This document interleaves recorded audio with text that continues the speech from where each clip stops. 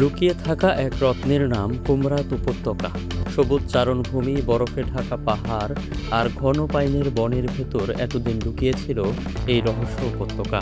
পাকিস্তানের খাইবার পাখতুনখো প্রদেশের দির উৎস জেলার এই এলাকাটা ছিল পর্যটকদের চোখের আড়ালে। এখানে ঘুরতে গিয়ে প্রাণ নিয়ে ফিরে যাওয়া কঠিন ছিল। নানা সংঘাতে জর্জরিত ছিল এলাকাটি। তাছাড়া এই এলাকার স্থানীয়রা ছিলেন রক্ষণশীল। তবে এখন পরিস্থিতি পাল্টে গেছে। উপত্যকার দরজা খুলে দিয়েছে পাকিস্তান। স্থানীয়দের মানসিকতাতেও পরিবর্তন এসেছে। এই উপত্যকা এখন শরীর খুলে স্বাগত জানায় পর্যটকদের। এতে এই এলাকায় ব্যাপক হারে ঘটতে শুরু করেছে অর্থনীতির চাকা। প্রতিবেদন তৈরি করেছেন শাহ মোহাম্মদ মুশাহিদ।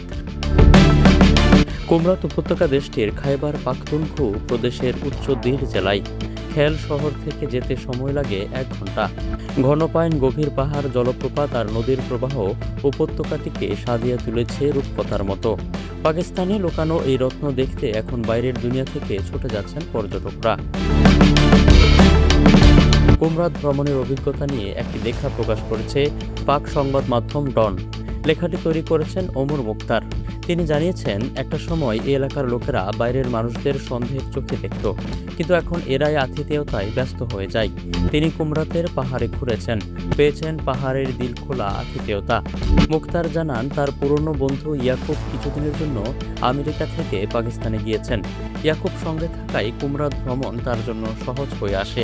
সেপ্টেম্বরের এক রোদেলা সকাল। ওমর মুখতার আর ইয়াকুব লাহোর ছাড়েন কুমরাতের উদ্দেশ্যে। তারা পৌঁছান দির শহরে। দির থেকে যেতে হবে চিত্রাল। ওই সড়কটা এগিয়ে গেছে টাইমারগড়া হয়ে। টাইমারগড়া থেকে তাদের যাত্রার সঙ্গী হয়েছিল পাঞ্চকোরা নদী। পাঞ্চকোরা কলকল করে বয়ে যাচ্ছিল, আর দুই বন্ধু এগিয়ে যাচ্ছিলেন কুমরাতের দিকে। 10 ঘন্টার মতো সময় লেগেছিল চিত্রাল পৌঁছাতে। লাহোর থেকে 7 ঘন্টার মধ্যে পাঞ্চকোরা নদীর দেখা, আর টাইমারগাড়া থেকে 3 ঘন্টা। ইচ্ছে হলে টাইমারগাড়াই থেকেও যাওয়া যায়। ওখানে কয়েকটি ভালো হোটেল আছে। টাইমারগড়া থেকে 1 ঘন্টা সময় এগিয়ে গেলে পথটা 2 ভাগে ভাগ হয়ে গেছে। মুখতার আর ইয়াকুব নদীতে পাশ রেখে ঢুকে গেলেন কুমরাতের দিকে। এখান থেকে বাকি সড়কটা ভাঙাচোরা। একটু পরপর ভয়ঙ্করভাবে বাঁক নিচ্ছে। ভাঙা সড়ক ধরে যাচ্ছিলেন আর দেখছিলেন দুই পাশের পাহাড়ি গ্রামগুলো।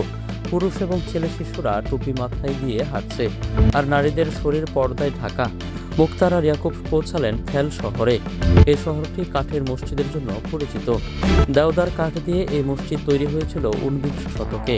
কাঠের ওপর খোদাই করা নান্দনিক নকশা, দেখতে অনেকটা কাশ্মীরি কারিগরদের কাজের মতো। খেলবাজার থেকে কুমরাত যাওয়ার পথ আরো বন্ধুর। এই বন্ধুর পথ মারিয়েই মুখতার এবং ইয়াকুব পৌঁছলেন কুমরাতের পথে। ওখানে তাদের জন্য অপেক্ষা করেছিল ফরেস্ট রেস্ট হাউস। তখন সন্ধ্যা ঘনিয়ে এসেছে। ঘন পাইন বন গলিয়ে তারা রেস্ট হাউসে ঢুকলেন। পুরো হাউসটি পাহাড়ের খাঁজের ভেতর লুকানো, আর এই খাঁজটাকে আড়াল করে রেখেছে পাইনের সারি। হাউসের পেছনের দিকটায় কুলকুল করে বয়ে গেছে নদী। রাত গড়িয়ে যখন মাঝ বরাবর চলে এসেছে, তখনও মুখতার আর ইয়াকুব খোলা আকাশের নিচে। উপর করা তারার ঝাঁপি মাথায় নিয়ে চা খেলেন দুইজন। এরপর ঘুমোতে গেলেন। পরের সকাল শুরু হলো ট্রেকিং দিয়ে। এই দুই পর্যটকদের সামনে খুলে যেতে লাগলো লুকোনো কুমরাতের রত্ন। সাপের মতো পেঁচানো পথ ধরে এগোচ্ছেন, আর গিলে নিচ্ছেন তরল প্রকৃতি। পাহাড়ের সুন্দর ওদের কাছে কখনো ধরা দিয়েছে গভীর হয়ে। উপত্যকায় খোলা তৃণভূমি, পশু চড়ে বেড়াচ্ছে। দূরে কোথাও দেখা যাচ্ছে রাখাল। তারপর পাইনের ঝোপ এবং খাড়া পাহাড় উঠে গেছে আকাশের দিকে। মুখতার ও ইয়াকুবের জিপ এসে থামলো একটি চায়ের দোকানে। এলাকাটার নাম জারদি। এরা যাবেন জাহাজবন্দা জলপ্রপাতে। ওই এলাকাটা আরো উঁচুতে। ওখানে যাওয়ার জন্য একজন গাইড এবং একটি ঘোড়া ভাড়া করে নিলেন দুইজন। তবে ঘোড়াটা ছিল কেবল হাতের পাঁচ হিসেবে। 2-1 ছাড়া ওটার পিঠে চড়ে বসা হয়নি। পাহাড়ি পথে হাঁটতে গিয়ে সবচেয়ে বেশি কাজে দিয়েছিল লাঠি। লাঠির ওপর ভর করে ঘন পাইন বনের ভেতর সেধিয়ে গেলেন দুই পর্যটক। কিছু বরফ জমে গিয়ে ধারালো হয়েছিল। এ কারণে প্রথম আধ ঘন্টা বেশ ধকল সামলাতে হয়েছে তাদের। বরফ পরিষ্কার করতে করতে এরা গিয়ে পৌঁছলেন লোকালয়ে। ওখানটায় ছোট ছোট কয়েকটি গ্রাম। ওই এলাকা একেবারেই দুর্গম। শোনা যায় প্রশাসনের লোকেরাও খুব কম সময় পৌঁছাতে পারেন ওখানে। তাদেরকে পৌঁছাতে হাঁটতে হয়েছিল 2 ঘন্টা। উপত্যকার তৃণভূমিগুলো ছিল সমান, সব মিলে 5 থেকে 6টি ফুটবল মাঠের সমান। চারদিকে বরফ ঢাকা পাহাড় আর লম্বা সবুজ পাইন। এ সময়টা পর্যটনের অনুকূলে নয়, এ কারণে ওই এলাকায় লোকের সমাগম ছিল না। তবে মৌসুমে আসা পর্যটকেরা প্লাস্টিকের আবর্জনা ফেলে গেছেন, সেগুলো খুব নোংরা হয়ে ধরা দিচ্ছিল। স্থানীয়রা পর্যটক আকর্ষণ করতে তৈরি করেছে কিছু হোটেল, যাতে কৃত্রিমতার ছোঁয়া বেশি। মনে হলো এসব আয়োজনের সাথে পরিবেশের স্পষ্ট একটা বিরোধ তৈরি হয়েছে। তবে তৃণভূমিগুলো এখনো আগের মতোই সুন্দর।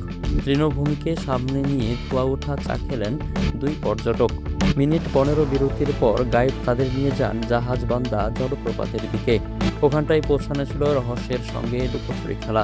কখনো পথ হারিয়ে যায়, আবার কখনো মনে হয় বিপদের দিকে এগিয়ে যাচ্ছে না। একটা সময় ওই অনিশ্চিত ট্রেক করার ধৈর্য হারিয়ে ফেলেন তারা। অন্যদিকে দেখবেন বলে ফিরে আসেন। তারা চলে যান কটোরা হ্রদে ট্রেক করতে। ওখানে থাকার জায়গা ভালো, নিরাপত্তাও আছে। এরপর গাইড তাদের জানান আরও 3 দিনের ট্রেকের আগাম বার্তা। জাহাজবান্ধা থেকে সোয়াত উপত্যকার কালামের দিকে নিয়ে যাওয়া হবে তাদের।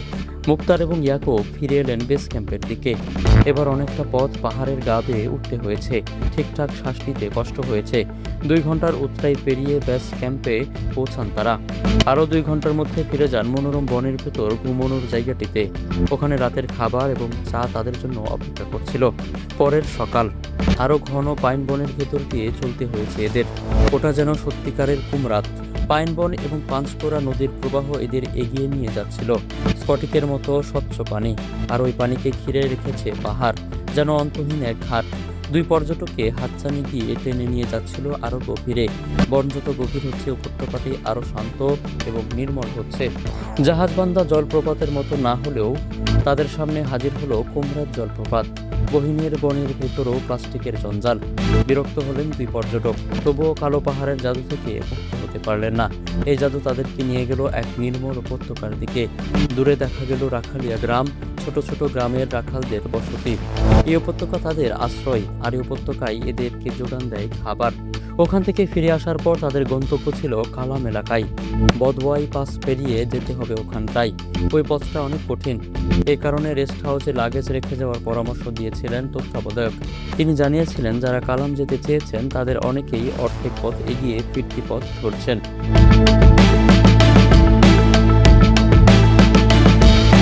তবুও এগিয়ে এলেন মুক্তার ও ইয়াকুব। গভীর বনে ঢুকে যেতে হয়েছিল এদের। হঠাৎ করে অদৃশ্য হয়ে গেল পেছনের পথটা। চারদিকে সবুজ এবং মেরুন পাহাড়। কুমরাত থেকে গাড়িতে করে প্রায় 3 ঘন্টা সময়ের মধ্যে 3500 মিটার উঁচু বাডওয়াই এবং চড়াই পৌঁছে যান তারা। এটি দীর শহর এবং কালামের মাঝামাঝি পর্বতের সারি। চূড়ায় পৌঁছানোর আগেই ঘটে গিয়েছিল ভয়ঙ্কর এক ঘটনা। মোটরসাইকেল নিয়ে কয়েকজন লোককে উপরে উঠতে কসরত করতে দেখলেন তারা। লোকগুলো মনে হলো বিপদে আছেন, বাইকের সাথে একরকম যুদ্ধ করে যাচ্ছেন।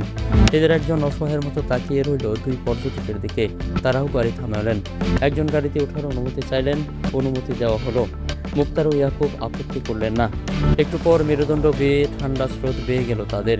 মুক্তার দেখলেন স্থানীয় ওই লোকটা পেছনের সিটে বসে পকেট থেকে পিস্তল বের করে আনছেন। এরপর ওটা হাতে নিয়ে নাড়তে শুরু করলেন। মুক্তার শৈশবে যেসব ধর্মীয় আয়াত শিখেছিলেন ওগুলো আওড়াতে থাকলেন। কয়েক মিনিটের মধ্যেই গাড়িটি পৌঁছে গেল বাদওয়াই। ওখানে নামতে চাইলেন স্থানীয় লোক দুটো। ওই এলাকায় অপেক্ষা করছিল তাদের অন্য সঙ্গীরা। লোক দুটো গাড়ি থেকে নামলেন, পিস্তল পকেটে রাখলেন এবং পর কিছুই ঘটল না। মুক্তার আর ইয়াকুবকে ধন্যবাদ জানিয়ে বিদায় নিলেন। আসলে ওই এলাকার সবাই সাথে করে একটা পিস্তল রাখেন, এটাই নিয়ম। কিছু সময় বাদওয়াইয়ের চূড়ায় থাকলেন তারা। ওখান থেকে একদিকে চোখ দিলে দেখা যাচ্ছিল গাছহীন দীর উপত্যকা, অন্যদিকে সবুজ কালাম উপত্যকা। এই 2 দৃশ্যকে চোখের আওতায় রেখে দুপুরের খাবার সেরে নিলেন তারা। এরপর বড় করে একটা নিঃশ্বাস নিলেন। এগিয়ে গেলেন কালামের দিকে। খুবই সরু পা, ময়লা ট্রাক, কোনো একটি বাহন মুখোমুখি হলে ওটাকে পাশ কাটানো অসম্ভব হয়ে যাবে। 100টির মতো বাঘ পেরিয়ে সোয়াত নদীর পাশে সবুজ উপত্যকাটি চোখের সামনে আসে। ওরা যখন উপত্যকায় নামলেন তখন সন্ধ্যায়ও নেমে এসেছে। কুমরাত থেকে কালাম পৌঁছতে মোট সময় নিয়েছিল 6 ঘন্টা। আর এই ড্রাইভটি ছিল জীবনের সেরা সুন্দর।